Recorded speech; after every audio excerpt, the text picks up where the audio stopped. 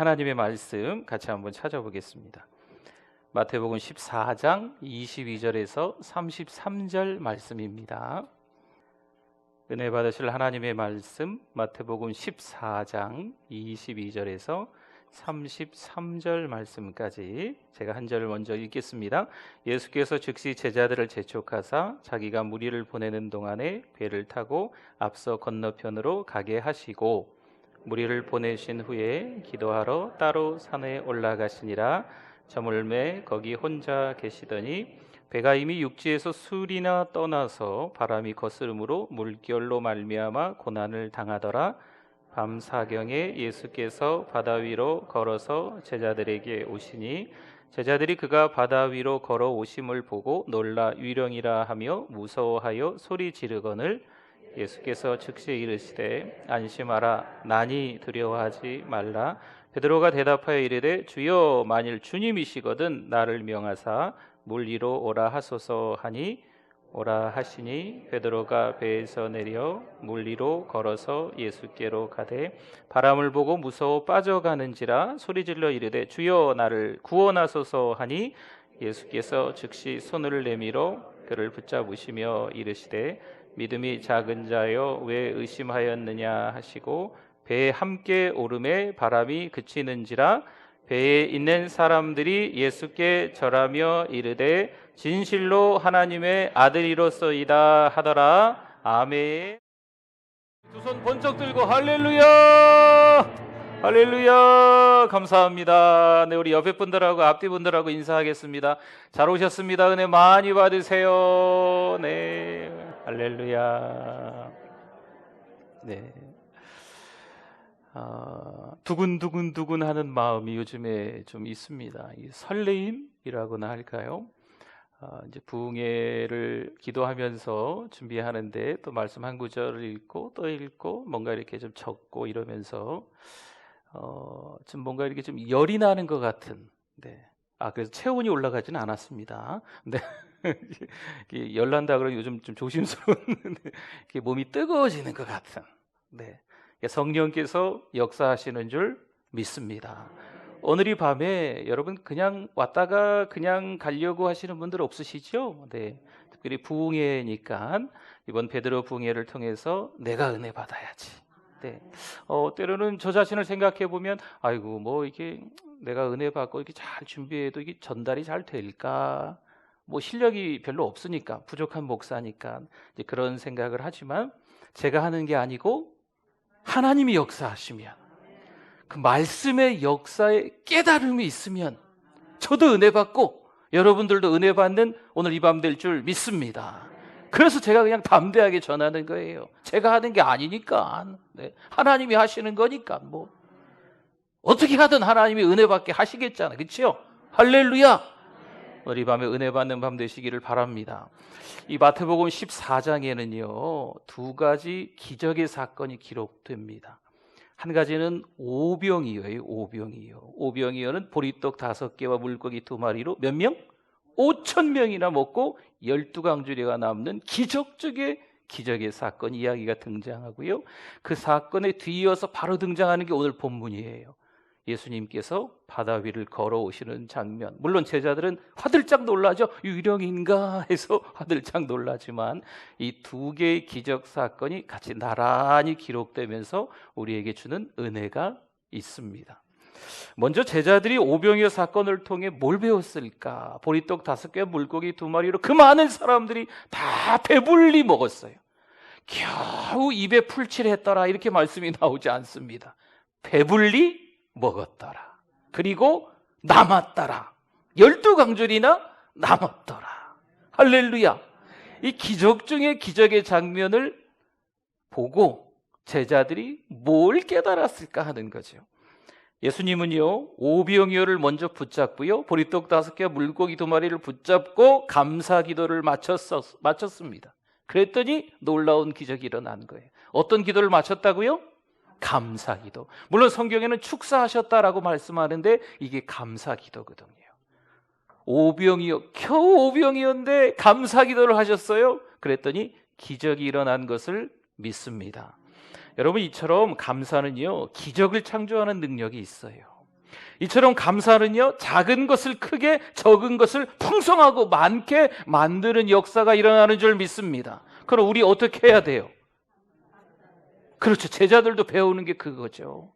감사를 배워야 되겠구나. 별것도 아닌데, 오병이어인데, 오병이어 5개 떡, 2여 물고기 2마리, 겨우 그거 가지고 감사하던 예수님. 그런데 겨우 그거 가지고 감사했더니 하나님의 역사가 크게 일어난 줄 믿습니다. 우리 삶 속에서 별로 감사할 것도 없는데 자꾸 저 양반은 감사하라 그러는지, 그래도 감사를 쥐어 짜내세요. 감사할 게 있을까요? 없을까요? 있어요. 보리떡 5개와 물고기 2마리보단 더 있으시죠? 집에 고기 있으시죠? 고기 냉장고에? 계란 있으세요? 계란? 네. 예전에 그 계란 가지고 막 축의금도 내고 그랬다며요. 이 계란이 정말 귀하던 시절이 있었잖아요. 네. 계란이 왔어요. 그쵸? 뭐 집에 먹을 거 많잖아요. 냉장고 잘 찾아보면 먹을 거 또 있으시거든요. 그쵸? 오병이어보다는 적다, 많다? 많다. 그러면 감사해야 돼요. 가진 게 별로 없는 것 같아도, 때로는 건강하신 몸이 아닌 것 같아도, 남들보다 더 큰 집에서 더 많은 것을 누리며 사는 것 같아 보이지 않아도 감사할 조건이 충분히 나에게, 우리에게 있을까요? 할렐루야. 있는 줄 믿습니다. 우리 오른손 들고 할렐루야. 아멘. 감사할 게 많다는 거예요. 할렐루야. 하나님을 찬양하는 거잖아요. 하나님을 찬양합니다. 오병이어로도 찬양을 했는데 우리 집에 가진 거 하나님 앞에 찬양할 게 있을까요? 없을까요? 많아요. 아이고, 누구네 집하고 비교하니까 있는 것도 없고 가진 것도 별로 먹을 것도 없고 누릴 것도 없고 이러지 마세요. 하나님이 지금 이미 우리에게 주신 게 많습니다. 정작 주님은 이 사건을 통해서 사실 더 놀라운 교훈을 주고 계세요. 성공의 때에 겸손하라, 이 말씀을 하시고 계세요. 요한복음 6장 15절 말씀에 보니까요, 그러므로 예수께서 그들이 와서 자기를 억지로, 지금 오병이어 사건 뒤이어진 거예요. 이 마태복음의 기사가 요한복음에 똑같이 나오거든요. 그러므로 예수께서 그들이 와서 자기를 억지로 붙들어, 지금 오병이어 역사를 경험하니까 사람들이 놀라 자빠지는 거죠. 억지로 붙들어서 뭐로 삼아요? 임금으로 삼으려는 줄 아시고, 주님이 어떻게 하셨어요? 다시 혼자 산으로 떠나 가시니라. 할렐루야. 여러분, 이 중요한 메시지입니다. 예수님은요, 성공이 얼마나 위험한가를 아셨습니다. 일이 내 뜻대로 잘 풀릴 때, 이때가 위험하다라는 것을 저 여러분들이 아셔야 돼요. 사람들은요, 예수님을 성공에 도취시켜서 예수님의 진짜 사명이 무엇인지를 잊어버리게 만드는 거예요. 그때 예수님은 뭘 하셨다고요? 다시 본문으로 돌아가 봅시다. 22절 23절에 보면 예수께서 즉시 제자들을 재촉하사 자기가 무리를 보내는 동안에 배를 타고 앞서 건너편으로 제자들을 보내는 거예요. 그 다음 23절 같이 읽습니다. 무리를 보내신 후에 기도하러 따로 산에 올라가시니라. 저물매 거기 혼자 계시더니, 오병이어 사건 뒤이어서 예수님이 성공에 도취되어 가지고, 내가 이런 사람이구나, 내가 하나님의 아들이구나 하면서 예수님이 2다리 쫙 뻗고 그냥 그 성공에 도취되어져 있으신 게 아니라 어디 가셨다? 산으로 기도하러 가셨다. 중요한 사건입니다. 여러분, 우리가 성공할 때 들뜨기 쉽습니다. 내가 원하는 대로 뭔가 일이 잘 풀릴 때 아이고 야싸 하면서 그냥 마음이 진정이 안 될 때가 있어요. 들뜨는 것을 자제할 줄 아는 것이 우리 믿음의 사람들에게 있어서 중요해요. 물론 성공은 나쁜 게 아닙니다. 하나님께서 우리가 잘 될 수 있도록 인도하시는 거, 우리에게 큰 복을 주시는 거, 얼마나 감사해요. 그렇죠? 이게 나쁜 게 아니에요. 그런데 그게 우리를 유혹에 빠뜨리기가 쉽다는 거죠. 오히려 성공했는데 일이 잘 풀렸는데 그 사람 인생이 망가지는 경우가 있어요.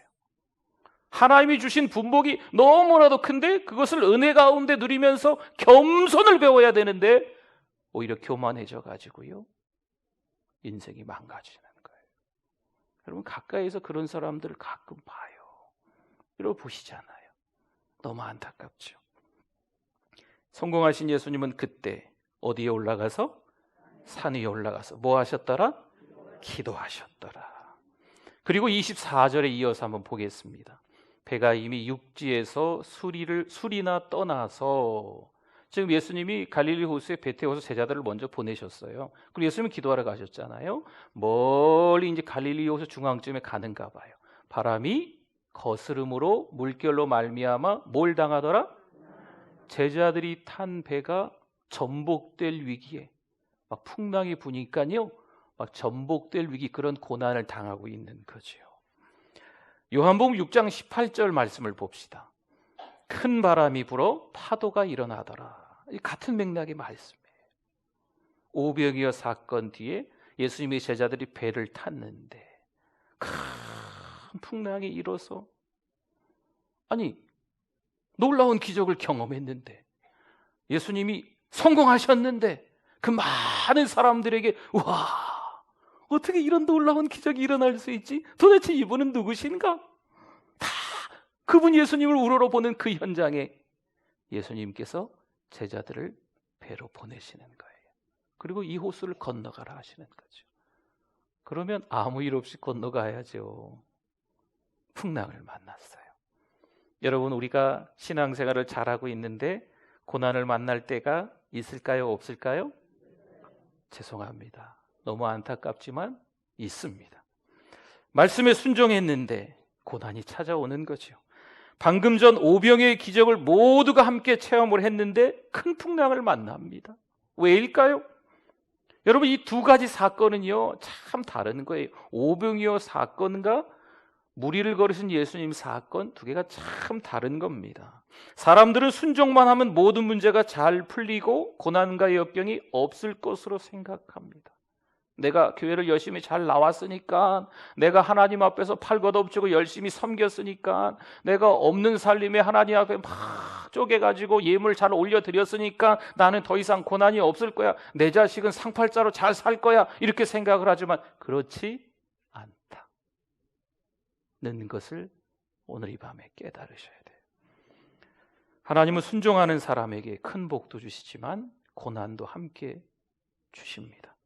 형통하고 고통이 함께 나란히 손잡고 따라오는 거예요. 일이 이렇게 잘 풀려? 그런데 갑자기 찾아오는 고통도 있다는 거죠. 하나님은요, 당신의 사람을 이때 만들어 가시는 거예요.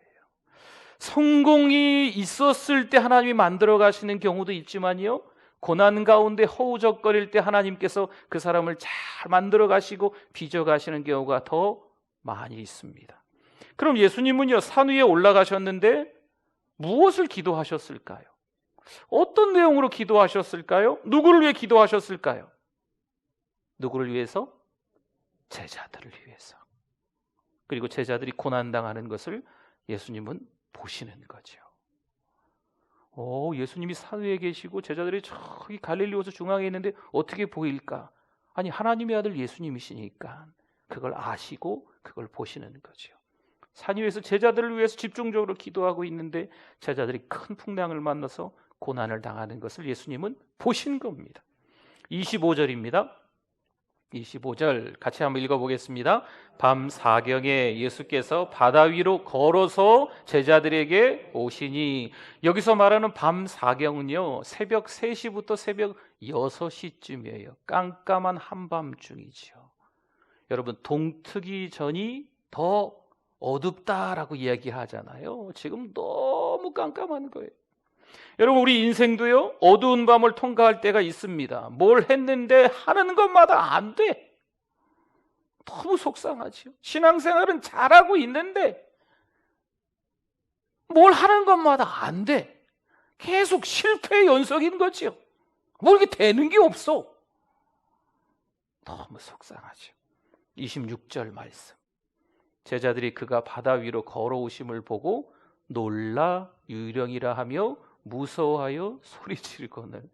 여러분, 이게 지금 말이 이게 너무 안 되는 거예요. 지금 풍랑 때문에 죽을 것 같은데 저기 앞에 그 풍랑 위로 누가 걸어오는 거지요. 이게 제자들이 얼마나 두려웠을까요? 얼마나 무서웠을까요? 지금 풍랑 때문에 이 배가 뒤집혀질 지경인데 저기서 자기들이 보기엔 유령인가? 유령이 걸어오는 거죠. 바다 위로 누군가 사뿐사뿐 걸어오시지 않았을까요? 유령인가 싶은 거지요. 얼마나 두려웠고 무서웠겠어요. 27절입니다.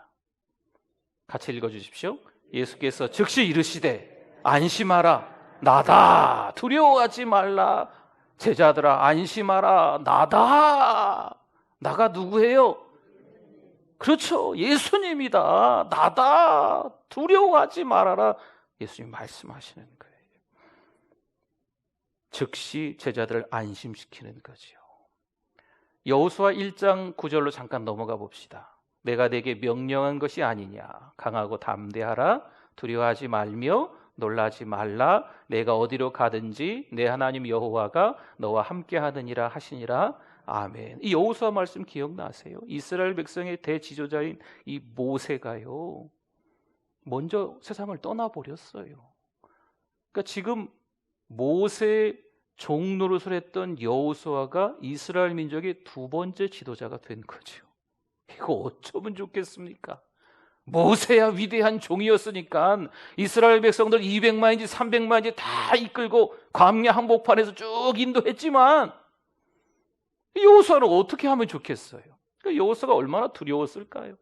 여호수아가 얼마나 무서웠을까요? 그러나 그때 오늘 여호수아 1장 9절 읽은 것처럼 하나님이 말씀하시는 거예요. 내가 너와 함께 할게.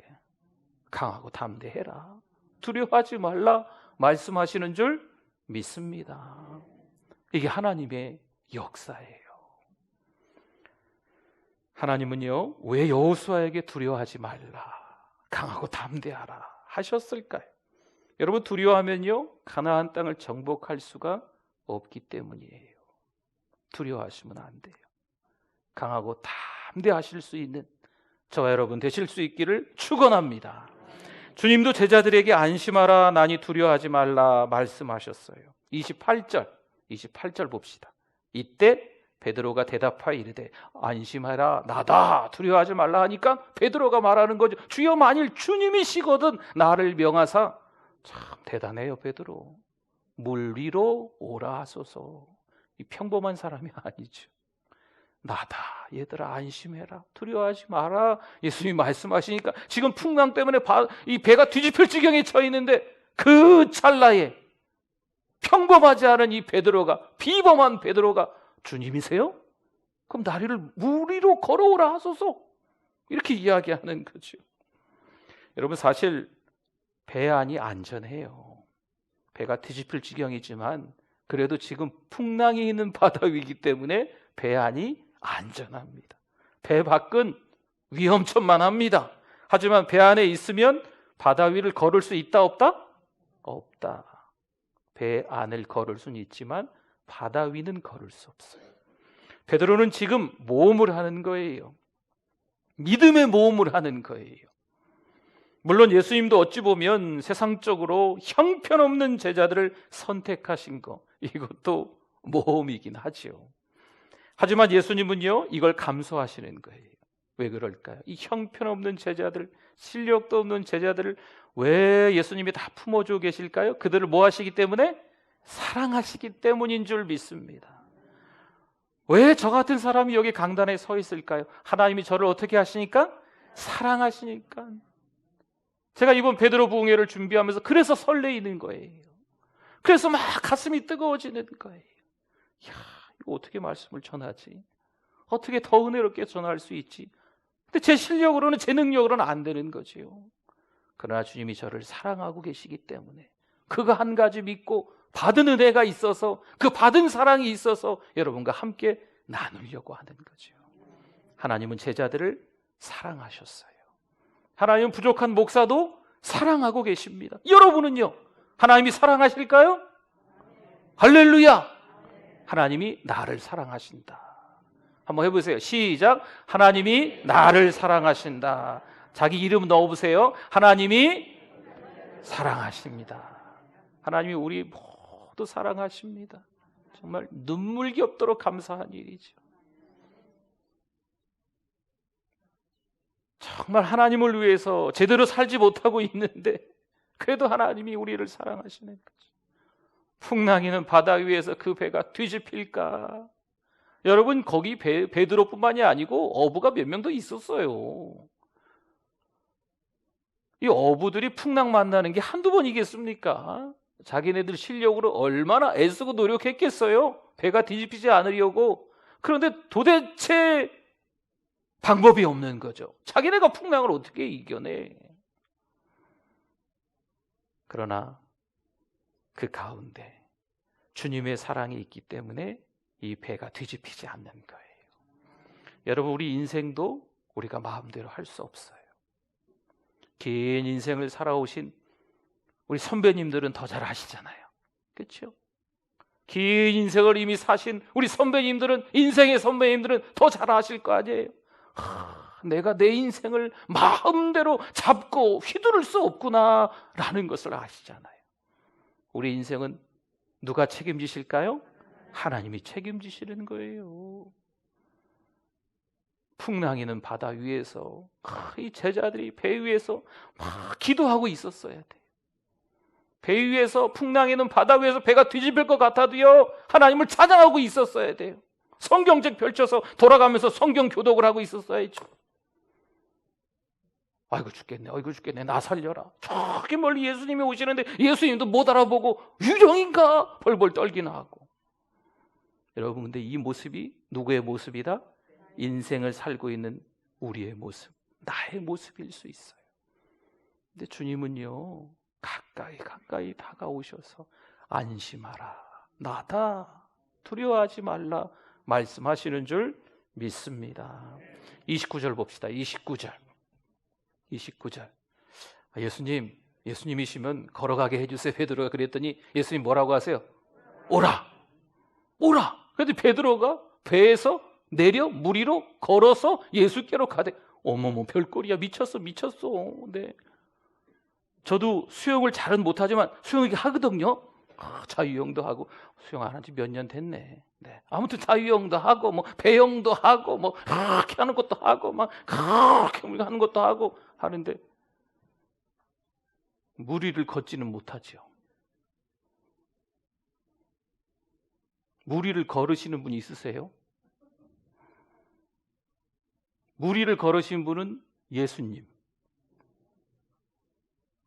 물 위를 걸은 사람이 또 있죠? 베드로.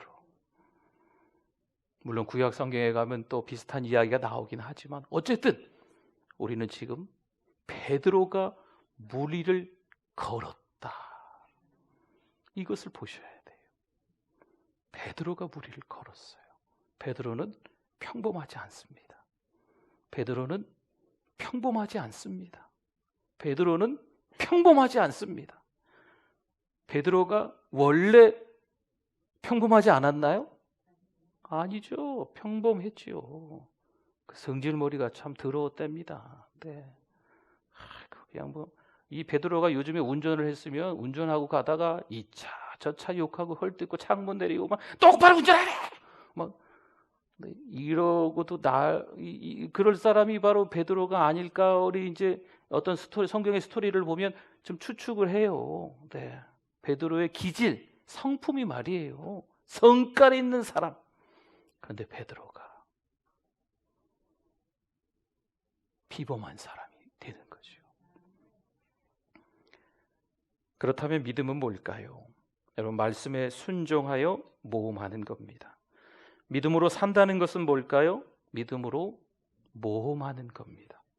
왜 모험이 중요할까요? 이 모험을 통해서 내 안에 있는 잠재력을 발견하는 거예요.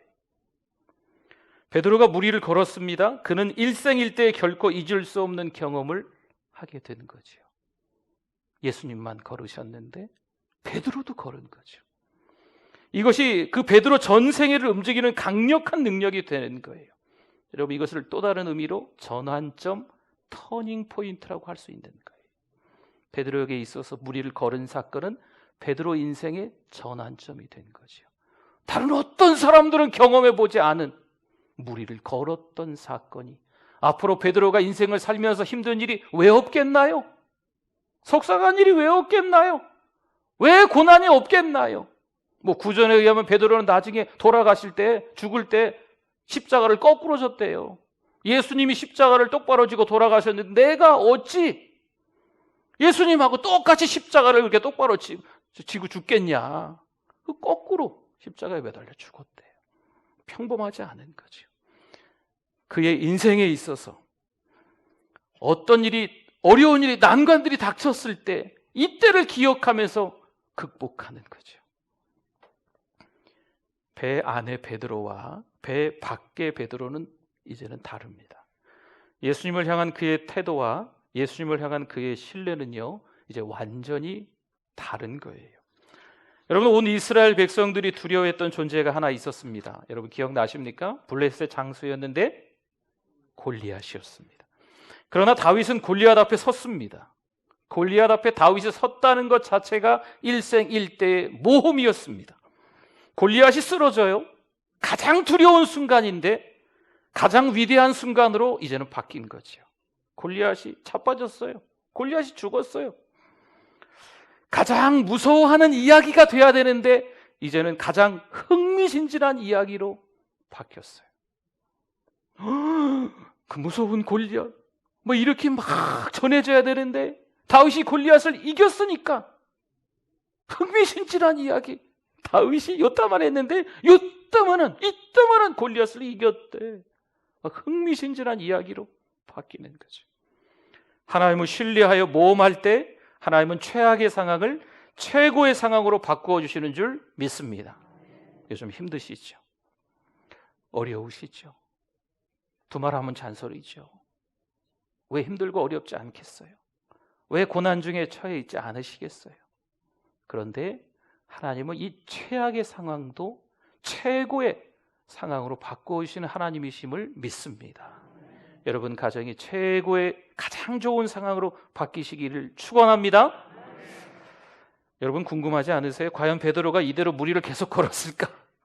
이미 성경 말씀을 아시는 분들이 있지만 한번 봅시다. 30절 말씀. 30절 같이 읽어봅니다. 바람을 보고 무서워 빠져가는지라 소리질러 이르되 주여 나를 구원하소서 하니 아멘. 물속에 빠져요. 굳이 성공이냐 실패냐 이걸 따지면 이건 실패입니다. 살려달라고 소리치는 거죠. 그 다음 31절 보세요. 31절 같이 읽어주십시오. 예수께서 즉시 손을 내밀어 그를 붙잡으시며 이르시되 믿음이 작은 자여 왜 의심하였느냐 하시고 아멘. 예수님은 즉시 손을 내밀어서 누구를 붙잡으셨어요? 우리를 붙잡으세요. 실패된 인생이 있습니까? 베드로를 붙잡으셨던 것처럼 우리를 붙잡아 주시는 줄 믿습니다. 그리고 말씀하시죠. 왜 의심했어? 이건 야단이 아니에요. 안타까워 하시는 말씀이에요. 왜 의심했어? 의심하지 말고 좀 더 걸어보지. 안타까워 하시는 말씀이에요. 도대체 베드로의 실패 원인이 무엇이었을까요? 여러분 베드로는요 예수님을 바라보지 않고 환경을 바라봤던 거예요. 바람이 막 부는 거지요. 파도가 더 높게 치는 거예요. 그걸 바라봤어요. 믿음이 약해지죠. 문제는요 이 시각입니다. 시각. 누구를 바라보느냐, 어떤 상황을 바라보고 있느냐에 따라서 달라지는 겁니다. 베드로가 예수님만 바라봤다면 한 발자국 더 가지 않았을까 생각 들어집니다. 물론 자신을 아는 것도 필요합니다. 내가 어떤 존재인지, 나의 정체성, 때로는 내 주제 파악 이런 것도 좀 신앙생활 하면서 필요합니다. 하지만 예수님이 어떤 분이신지 아는 게 더 중요하다. 이거죠. 32절 말씀 봅시다. 32절 배에 함께 누구예요? 누구와 누구? 예수님과 베드로가 함께 오르되 바람이 그치는지라 아멘. 누구나 의심할 수 있습니다. 하지만 두려움까지는 가지 않아야 돼요. 베드로가 실패할 때 주님은 그를 즉시 붙잡아 주셨습니다. 여러분, 이 사건이 오히려 베드로가 예수님을 더욱 신뢰하게끔 만들었어요. 몇 달이 좀 안 되었는데 제가 몸이 좀 안 좋아서 병원에 갔습니다. 그런데 이제 간단한 검사를 좀 하더니 의사가 저에게 이야기하는 거죠. 암일 확률이 50%입니다. 저는 너무 당황스러웠어요. 무슨 말을 해야 되나 좀 두려웠습니다. 그래서 더 검사하라고 의사는 했지만 무서워서, 두려워서, 마치 베드로가 물에 빠져서 허우적거리는 그런 모습인 것처럼 저는 그냥 집에 왔습니다. 여러 날을 고민하며 때로는 잠도 못 자고 이런저런 생각을 좀 했습니다. 강단에 서기만 하면 걱정하지 마세요, 두려워하지 마세요, 이런 설교를 주구장창 했던 목사인데 막상 암일 확률이 50%라는 얘기를 들으니까 좀 무기력해지더라고요. 나름 열심히 목회를 했는데 이런저런 어려운 상황들이 좀 닥쳤지만 그래도 하나님 앞에 바로 서려고 무진장 애쓴 것 같은데 갑자기 이게 무슨 일인가? 교회는 어쩌나? 우리 성도님들이 많이 놀라시겠다. 언제까지 목회를 그럼 강단에서 설교를 할 수 있을까? 이런 생각까지 하게 됐습니다. 아내와 아들들은 어쩌나? 가족에게는 미안한 것밖에 없는데 하나님이 갑자기 왜 이러실까? 그런 생각을 하며 또 아내하고도 이야기를 했습니다. 답답했지요. 그런데 그때 제가 기도하고 있더라고요. 그때 하나님을 찬송하고 있고 그때에도 여전히 말씀 준비하면서 강단에서 설교하고 있는 저 자신을 들여다볼 수 있었습니다. 한 달쯤 지났을까요? 하나님의 뜻이 반드시 있을 거야 생각하며 병원에 가서 추가 검사를 했습니다. 결과는 암이 아니었어요. 네, 아이고.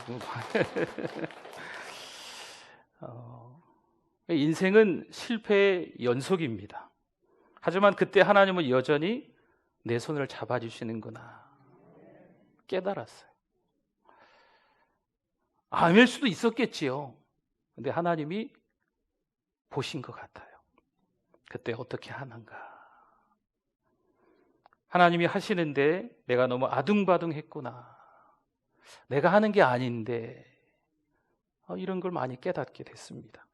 그리고 하나님을 더 신뢰하는 사람이 된 것 같아요. 예수님은요, 우리가 실패할 때 우리 손을 잡아주시는 줄 믿습니다. 베드로의 약한 믿음을 책망하시기보다는요, 베드로를 안타까워하셨어요. 베드로 안에 감춰져 있는 믿음의 무한한 가능성을 보시고 기뻐하셨다는 거죠. 그럼 배 안에 있던 제자들은 어떨까요?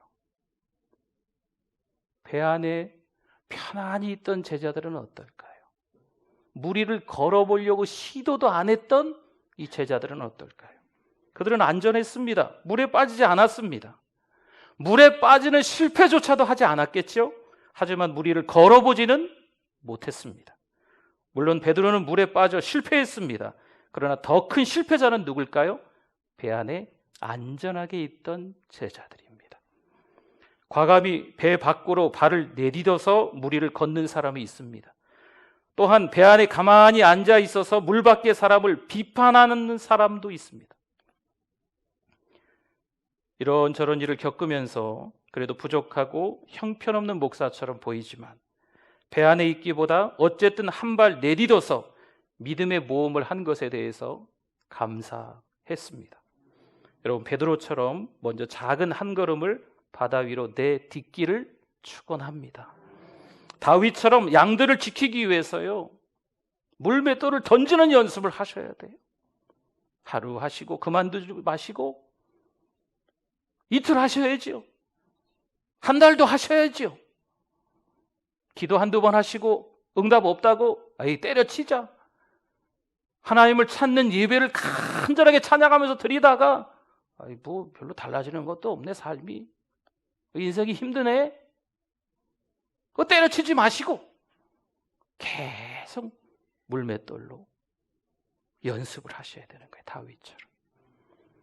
도대체 이 모험을 할 수 있는 힘은 어디서 나올까요? 급히 바다 위로 걸어오셔서 구원해 주시는 누구의 사랑? 주님의 사랑. 예수님의 사랑 때문에 이 모험을 할 수 있는 거예요. 주님의 사랑을 경험했기에 저도 이 자리에 서 있겠죠. 주님의 사랑을 경험하지 않았으면 제가 이 자리에 있지 않겠죠. 여러분도 주님의 사랑을 경험했기 때문에 이 자리에 같이 있는 줄 믿습니다. 주님의 사랑을 경험하지 않으면 이 험한 세상 풍파를 제정신 가지고 이겨낼 수가 없는 거예요. 마태는요, 오늘 14장 본문에서 베드로 이야기를 하고 싶었을까요? 아니에요. 지금 베드로의 스토리를 전개하고 있는 것처럼 보이지만 이 마태는요, 이 마태복음 14장에서 베드로 이야기를 하고 싶은 게 아니에요. 33절을 봅시다. 오늘 본문의 마지막 절인데요, 같이 한번 읽어봅니다. 배에 있는 사람들이 예수께 절하며 이르되 진실로 하나님의 아들이로소이다 하더라. 아멘. 마태는요, 오늘 14장에서 무리를 걸은 베드로 이야기를 하는 것처럼 보이지만 베드로가 주인공이 아니에요. 주인공은 누구세요? 예수님이시죠. 예수님은 하나님의 누구시다? 아들이시다. 할렐루야. 주인공은 우리가 아니에요. 이 어려운 세상에서 믿음으로 모험하면서 잘 이겨내는 주인공이 나다. TV에서 보니까 나야 나 뭐 그런 노래도 있잖아요. 뭐 나야 나 뭐 음을 모르겠네요. 아무튼 뭐 그런 노래가 있어요. 나야 나가 아니에요. 누가 주인공이에요? 예수님이 주인공. 예수님이 하나님의 아들이신 거예요. 여러분 잘하셨어요. 충성스럽게 잘 섬기셨어요. 정말 사랑하고 축복합니다. 그런데 우리가 주인공이 아니에요. 주님의 사랑 때문에 우리는 할 수 있었던 거예요. 하나님의 은혜 때문에 인생을 지금까지 우리가 살아올 수 있었던 거예요. 오늘 말씀의 주인공은 예수님입니다. 27절 한 구절 더 봅시다. 끝으로 27절 같이 읽어봅니다. 예수께서 즉시 이르시되 안심하라. 나다. 두려워하지 말라. 안심하라. 나니 두려워하지 말라. 인생의 풍랑을 만날 수 있다 없다? 있다. 얼마 전에 몇 시간 전이에요. 도대체 오병이어의 기적을 체험한 이 예수님의 제자들이에요. 말씀에 순종해서 오병이어 나눠줘. 5,000명에게 나눠주는 거예요. 어른만 5,000명이니까. 도대체 몇 명이에요? 10,000명이에요? 20,000명이에요? 도대체. 아무튼 그 많은 사람들이 그 현장에서 오병이어로 배불리 먹고 12광주리가 남는 사건, 말씀에 순종해서 감사했더니 나눠주었더니 풍성한 기적을 경험했던, 순종만 했던 그들인데, 예수님이 배 타고 건너가. 예수님이 말씀하셨거든요. 그냥 배 타고 건너가는 것뿐이에요. 예수님이 가라고 하셨으니까 말씀에 순종해서 이야, 기적을 체험하게 해주신 그 예수님이 배 타고 건너가래. 배 타고 건너가자. 그러다가 풍랑 만난 거예요. 주님 말씀대로만 살아가고 있는 것 같은데 풍랑을 만날 수 있다 없다? 있다. 근데 예수님이 모른 척하지 않으세요. 예수님이 산 위에서 제자들을 위해서 기도하시는 거예요. 산 위에서 제자들을 집중해서 바라보고 계시는 거예요. 얼마나 다급하셨으면 무리로 걸어오셨을까, 그 생각이 들어요. 제자들을 얼마나 사랑하셨으면 주님이 얼마나 다급하게 무리로 걸어오셨을까. 할렐루야.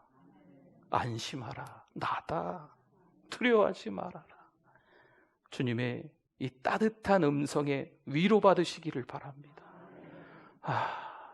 한숨 나오죠. 눈물도 나오죠.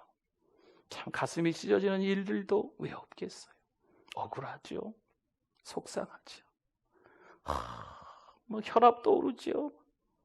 뒷골 땡기죠. 그때 누가 말씀하세요? 주님이 안심하라. 나다.